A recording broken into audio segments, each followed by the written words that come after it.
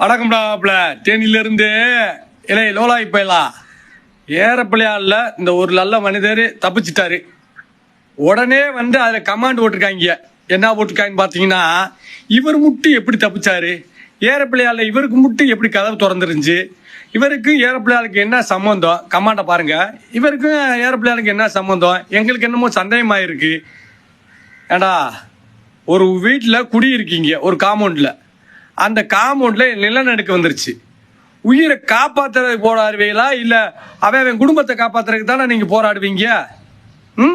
அவங்க வீட்டில் பிள்ளைங்க இருக்கலாம், இவரை நம்பி இருந்திருக்கலாம், இவன் நினச்சிருக்கலாம் அந்த நேரத்தில், ஐயோ நம்மளை விட்டால் நம்ம குடும்பம் அனாதையாக போயிருமே அப்படின்னு நினச்சி தப்பிச்சிருக்கலாம். ஏன்னா நாங்களே இவர் வந்ததே மறு உயிர் அப்படின்னு. இப்போ அவர் நினச்சிருப்பாப்புல, என்ன நினச்சிருப்பாப்புலன்னா, அப்பா பேசாமல் ஏரோப்ளேன்லேயே செத்துருக்கலாம். கேள்வி கேட்குறவங்க அப்படி கேட்குறாங்க. நீங்கள் எந்த பிளேனில் போகும்போது எப்படி நீங்கள் வந்தீங்க, சேனலை உடச்சி அவங்க வந்துட்டாப்புல, கடவுள் புண்ணியத்தில் நல்லா இருக்காரா, அந்த இறந்தவங்களுக்கு ஒரு வருத்தத்தை தெரிஞ்சு சரி பரவாயில்லைங்க நல்லா இருங்க குடும்பத்தை பார்க்கணுங்க அப்படின்னு சொல்கிறதில்ல. இந்த கமாண்ட் ரோலாக போயிடலாம். நீங்களாம் திருந்தவே மாட்டேங்கடா. எத்தனை பேர் செத்தாலும் அதில் ஒருத்தன் பொழைச்சி வந்தாலும் அவனையும் கொண்டுருங்கடா.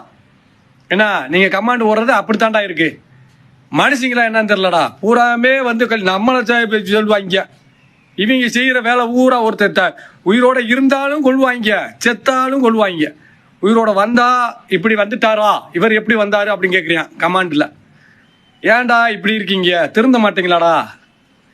சித்திரவதாடா உங்களோட. மனுஷங்களா இருக்கடா, இன்னொரு தடவை பிறக்க போறது இல்லடா. இதனால தான்டா உலகம் அழிஞ்சிக்கிட்டு இருக்கு. உங்களாலேயே இன்னும் கொஞ்ச நாள் பூரா உலகம் அழிஞ்சு போகணும். அதே எனக்கு ஒரு ஆசை.